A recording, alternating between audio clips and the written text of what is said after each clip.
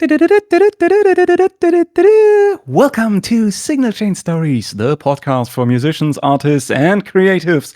My name is Miles Kundra, and with me is the wonderful Mordio. Mordio. We are starting today's episode. I can also talk normally. I think we can start today's episode a little bit differently because we wanted to speak about don't take yourself too seriously, or not taking yourself too seriously, which is actually today's topic and something the both of us have been thinking about and also speaking about with each other a lot recently, because we realized that if you take yourself too seriously, it can harm your creativity. And this is what we want to speak about today. So yeah, basically taking it more easy and having more fun.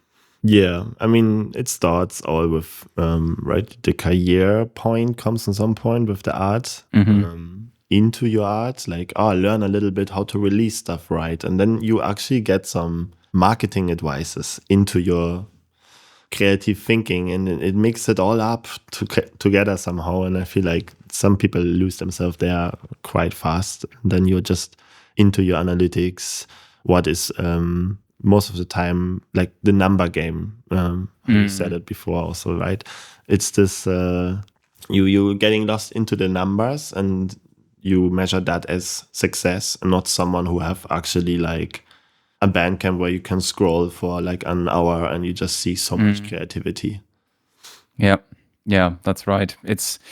I mean, sometimes you just have to be yourself and let your quirky side a little bit out, because I feel that gets suppressed, especially when you try to fulfill a certain format for a specific genre, for example. We've been speaking about techno and the techno scene in Berlin, and how there are people who make dark music try to become dark people, which is actually complete bullshit if you think about it. It's like people in the first place need to be themselves. And I think the best creativity happens when you have a connection towards yourself. And that is when you make your best art. And if it's a quirky or funny side towards it, go for it and embrace that. I think your art will absolutely benefit from it. Your art is also separated from you as a person, right? Like the things that you put out, they are coming from you. They're inspired by like the things you think that you surround it with. And I feel always like the contrast in the world is the best. So when you meet someone, you're like making super dark music, you know, and you're like, oh my God, this guy is an absolute joke. I love it. He's so funny and friendly, and that's perfect. that gives a character. There's this guy, Oscar Molero, who makes like Berghain sets, and he's like playing like 4 hours full power, just like it's almost like hypnotic techno, but like metal version of it. And it's a lot of intenseness, but then looks like a rock star, you know? It's like having this like beard till here, you know, just like looks like from the 70s, a guitar player or something, like psychedelic rock or something. It's so cool. And I love this contrast, you know, even in style, and like when you say what a character, you know, I love this moment. It's just a character, and that's the artist. And that's also what people then later see, that, wow, you're doing everything what you want, so unique and la la la. But it's literally just giving a fuck about a lot of things that people think should be or something, and just try something completely else. It's most of the time where you start following a compass inside you. That is, I think, a very important thing. We talked a little bit before about it, right? This compass for artists that you kind of lose when you're not being authentic with yourself and taking it not too serious. Yeah, exactly. And I think it's a voice in yourself that you can suppress very successfully, which can be dangerous. Like you can overload it with too much expectations, putting too much effort on things that don't really matter. And you can really silence that voice inside you, that you start to lose it. And that's actually where things get a little bit difficult, because then you don't really know, or no. Sorry. Erase that out. You're completely right, because it's not a little bit where things get really difficult, because if you lose that inner voice, you can only make others happy that have certain expectation towards yourself, but never yourself. So no matter what you create, you will not be in peace with it. And this is, I think, a big thing that a lot of people oversee who try to, I mean, for myself as well, I always thought I started out as making organic house, melodic techno. And a long time I thought this is the genre I have to make because people who come to my YouTube channel have the expectations that I make that music. And I always had that voice that pushed me more towards ambient because I really love ambient music. I listen to it a lot and I love various different genres. And I at one point thought I can't do this because people don't expect that from me. They expect music with a beat to it. And Yeah, then there's this moment when you feel like exactly you want to do something just a little bit, but you feel like the idea is so cool actually. Like maybe I write that down, but I can't actually. I would love to do that, but I can't. Is always an indicator for keep care as an artist, for example, because you really like you want to do something, then find a way to do it in some form, and just do it. Exactly. You should have kind of like an artist alarm signal that tells you then beep, beep, beep. Achtung. You're on the wrong way, my friend. Achtung. Yeah, man. Yeah, just something like that, because it really, actually, for me, it would have actually there was a chance that I wouldn't have released Dune, which was one of my most successful songs, because I thought really in that moment, this kind of music doesn't fit my style that I usually do on this channel. Will people even watch this? Will people even like this? I think people would not really like it. Yeah, but then I thought, you know what? That's just stupid because I love it and I put it out there anywhere and see how people will react to it. And the video blew off because I think now it's like 1.8 million. It's crazy. It's really crazy. Yeah. And I was so in doubt because I thought that is not what people are expecting from me. But the moment that you make yourself free from these expectations and just do whatever feels right to you, you can just achieve such things. You can create these connections because people feel that this is authentic and coming from within you. And that is, I think, where the connections are made. People, and we talked about this also in other episodes, but people follow emotions and they feel when there is something that you try to bring across, that you want to bring over. And I think that was the case with that. And I'm happy that I did it because it was a big learning that I try to follow until that day. It's not always that easy because there's always these voices, numbers, and all of that stuff. We can get into that later, but it's like, it's crazy because there's so much pressure that can be put on you. But if you let that be put on you, you will lose sight. But if you sometimes just take things easy, don't take it too seriously and listen to your inner voice, you will find a way that connects with others. You kind of always end up in like a new world somehow. For example, you move to a new city, you find the club scene there for the first time, you go there, you like this music, you start making music. So you're really on a good path. You're following kind of this compass, right? You're like, okay, I want to move to the city because there's more this. I want to have this clubs and not this clubs. So you choose everything really wisely, and then you get inspired and you start learning all of this complex shit to make music, that's taking you forever, right? And then you're there and the first marketing comes in. And then also this comparison with the social media in these days and all that stuff, right? And you kind of go into like a moment where you maybe like try to fix yourself into this kind of scene. From your style, from the way you behave, from the way you make music, from everything. It's reflecting on everything, right? And I feel like that's totally okay, right? It's okay to do that, to learn from that. But then you will see patterns that you don't like, that all of these people do there. And that's the moment where the compass actually talking to you, where you should actually do the difference and not fixing in and try to ignore these thoughts.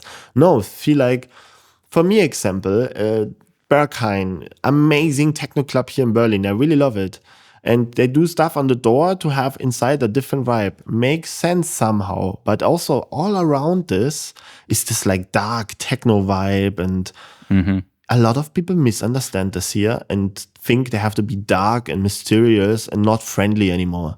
And gatekeeping and who are you kind of attitude, and I hate that. People should be more open. In these times, we should connect more, right?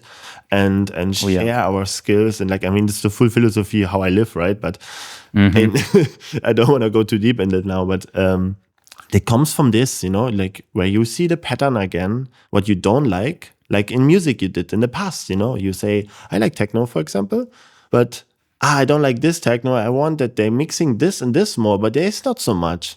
And that's why you're starting doing your style of sound, right?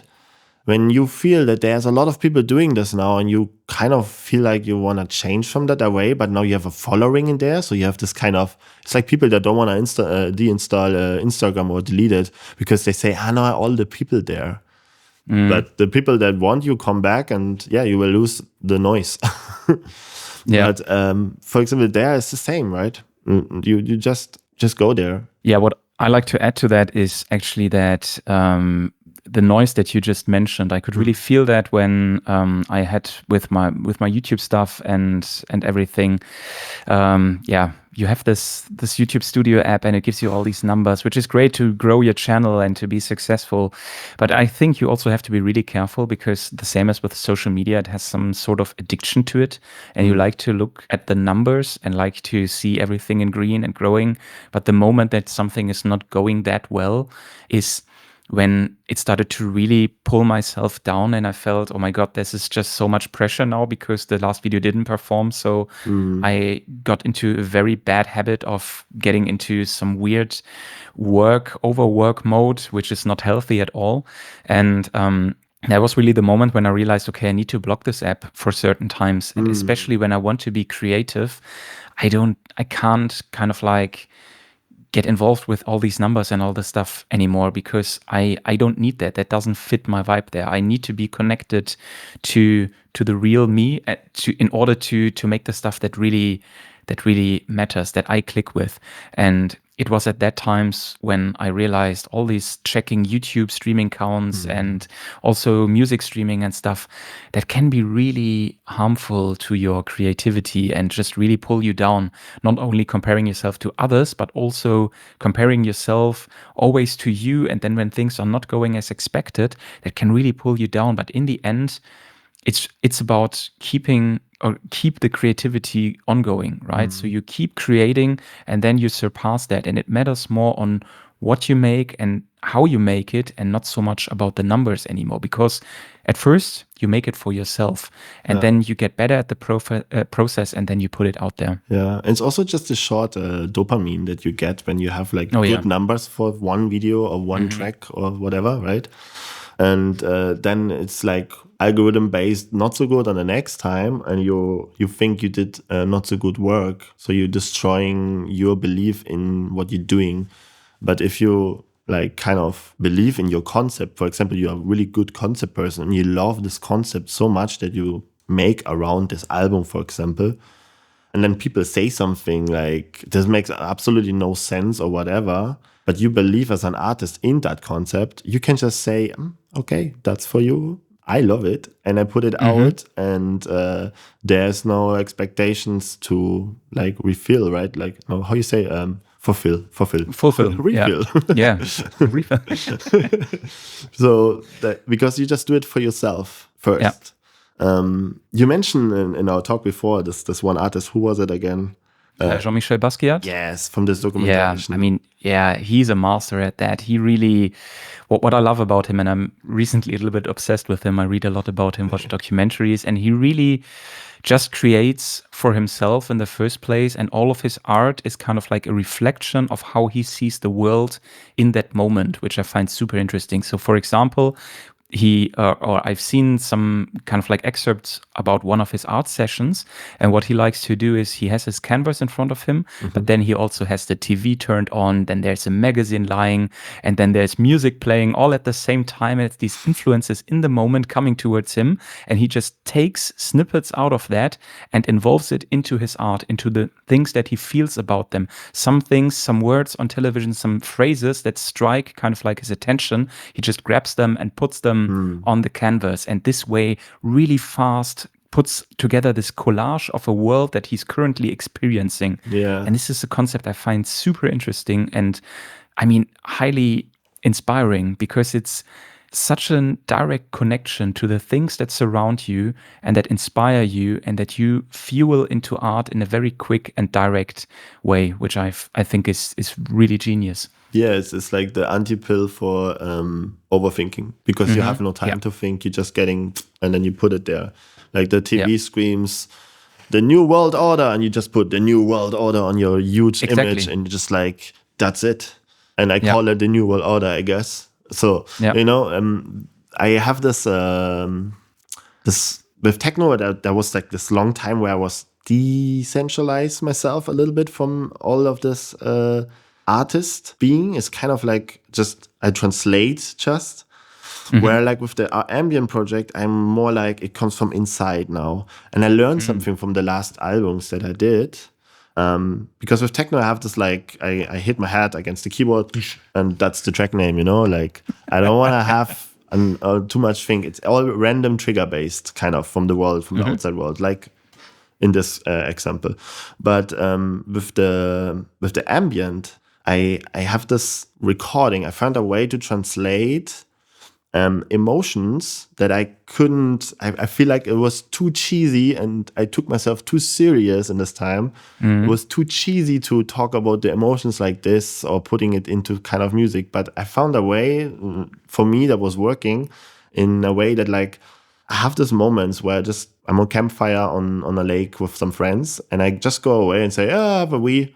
So I go for toilet, and so they let me go alone. So I put my headphones that are actually mics, binaural mics, and then I sit in this atmosphere and I hear like my friends in the far away having these conversations, and then some other people in the background, and you're getting this image, the crickets in the middle of the night, summer night, somewhere around Berlin.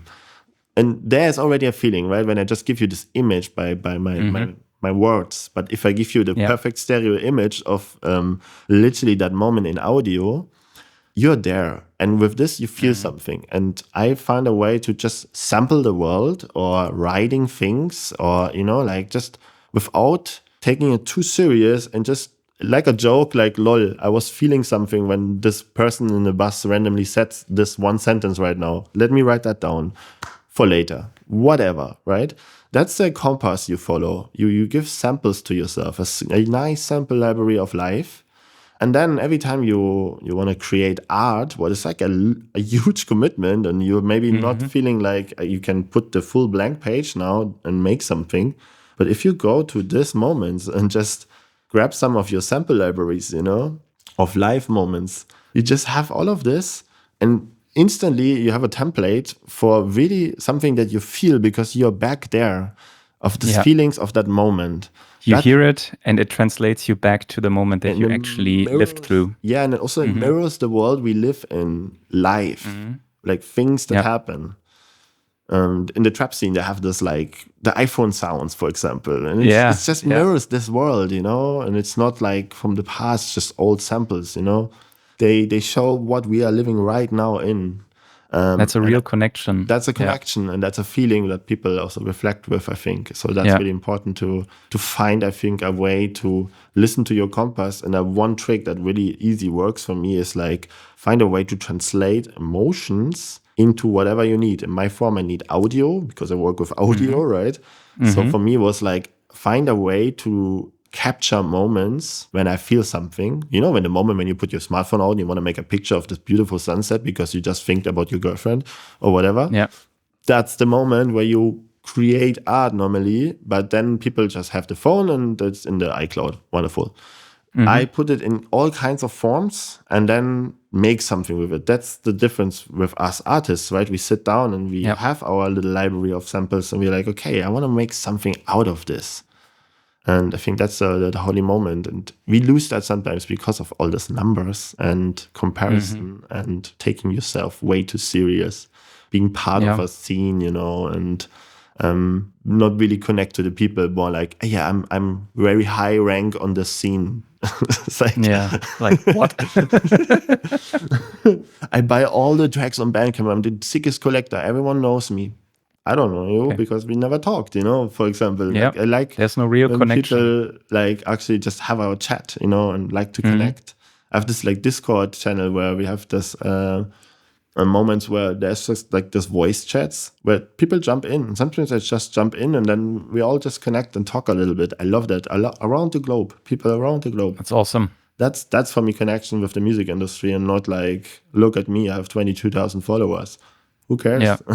Yeah, who cares? It's in the end all about the human, and that's Yes. I think a real valuable point, because every of these connections can give you inspiration for your next thing that you want to do. Because as we were talking about sampling live and stuff, I was just thinking about the old school boom bap artists, like going crate digging records and then sampling them. I used to do that myself when I was more into kind of like starting out. Before I went into techno, I actually did some hip hop beats and stuff like that. And I always love the feeling to go into these record stores or to flea markets, for example, and then just look through these €1 shelves with records and then just take the covers where I thought, okay, this looks like an interesting record, take them home and then sample them and see what's on there, and then just try to say, okay, I want to make a sound with that. And while I do that, maybe I had a nice chat with the person selling it, saying, oh, you buy this record, I actually got it from there and stuff. And then you immediately have a connection to that while you're listening to the music. And then you take this connection and make it into your own beat. And I always loved that, because there was, for me, a real connection. I wanted to work with that because I found a gem on it, and I had a nice conversation at the flea market at the record store with the person selling it to me. And there is kind of like in that moment, I found it and I immediately turn it into something creative. So there's a direct connection. Yeah, it has something magical about it. I have it's so important. I have one belief, because music making in these days, most of the time, totally in our cases, is computers or little machines that are also computers, right? So then we sample the instrument or something, but it's not more like this, like just in the band playing and watching each other and like really connected as like people. It's always these, like, it put you away from this world a little bit. What is a cool thing? That's why I think we all love it also. But in the same time, then sampling into this art, the world from outside, and have a moment like talking to the guy. I love that example. You talk to him, oh, cool that you take that vinyl, you know. There's a little moment where you get maybe the track name or the full concept of the album, or, you know, all these things, they have to come from somewhere. They're not just coming to you like this. They come from experiencing this world, I think. And I personally, I'm a huge computer nerd, and I know I took way too much time in my life on front of computers where I should be outside. And I recognize this actually right now, in these times right now, way more again, that like the outside world is the way where we live, and then we can bring that into this digital things and translate them in abstract ways to art, you know? Yeah. Because I think the best art is always personal connection. It's memories. It's a collage, kind of like. It always sounds a little bit cheesy, but the kind of like the way to look at an artist is a look into the artist's soul. Or if you look at an artist's work, you should look at the artist's soul. Cheesy as fuck, but I don't care, because it actually is accurate, and it's in the best way. It's that, and you detach yourself from. It needs to be at 140 BPM. The kick needs to sit there, and the clap needs to come there and there. That can be a trap. I mean, yes, it can help you while you're starting out, but when you really start out and only follow these concepts, it won't work, because it has to click with you. It has to click with your inner compass. And when these two things come together, the things that you learned and your inner compass, and they kind of like collide in a way, then I think that's the sweet spot. People smell that also kilometers, right? Like, I feel like authentic stuff is most of the time also delayed. So you're getting the short dopamine from like maybe one success track or video or something, right? But then over the long time, you actually see what's happening. And what a lot of times happen, imagine you're an artist, you make kicks for techno, just a little bit different than everyone else. But how you go there? You started one day making completely woody kicks, like, and everyone was like, you kick sound shit, but the rest is okay. And you're just, fuck you. I just will go on with this. I love it. It's my thing. Or you was a lot of time thinking, should I change it? La la la, blah, blah, blah. That can happen, of course. But maybe you go back to it, and then you do this again, and all your techno tracks are just amazing. But something is weird with the kick, or maybe not weird. And then one person just say, hey, I think this guy is super unique. And then another person say it, and then it starts. And on some point, you're just there doing it since years, and you're already like tired of hearing it. But then people say, I think you're really unique. Yeah, a lot of people say it. You're just unique. And then you have interviews and people tell you, yeah, you're the guy with the unique kicks. These things happen over long periods of times, and it's just because you do something different than everyone else and it becomes your thing kind of. Yeah. People say, that's the thing. People will say always things. But if you do what you want to do, people will talk about that because they will see a pattern and humans love to see patterns and it's like, I saw that pattern. I know this and I'm smart. I can tell you. I'm the smartest person, I can tell you. So I feel like this is something we should have in mind sometimes. Yeah, absolutely. Absolutely. And I'm looking forward to see your next video making wooden kicks.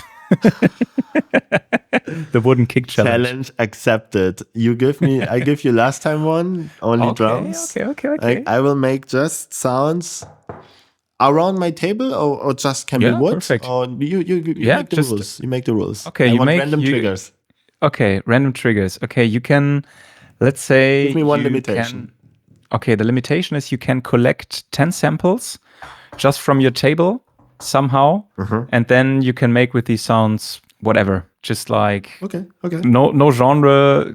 It doesn't matter. It's just like what you want to make. You can make ethereal ambient. You can make hard wood knocking techno. You can make whatever you want. Here, I feel like there will be some groove. Okay, cool. Okay. Oh, nice. I love it. I'm really looking forward to seeing that. Grinder box here that is metal. Also nice. Yeah, we will see. I have some contact mic here. Ooh. Perfect. You're well equipped. Okay, challenge accepted. I do that. I have my homework. I think we said what we wanted to say. Absolutely. And our recording is running. That is amazing too. That is perfect. See that? That is perfect. Yes, we have an episode. Yeah. Hallelujah. And we don't take ourselves too seriously. No. No. No. No. Don't do that. Stop. Not this time. Stop. Yeah. Stop. Stupid head. Stop that. Yeah. Be weird. Be weird. Do your thing and follow your compass. Yeah. Like and subscribe to that video. That helps us.